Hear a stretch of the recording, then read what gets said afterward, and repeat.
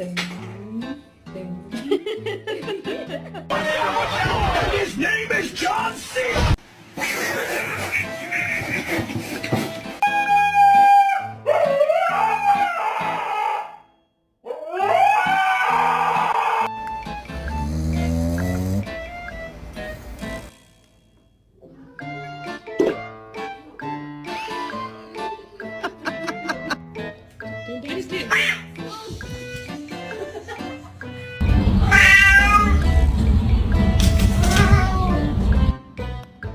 Get it, cat!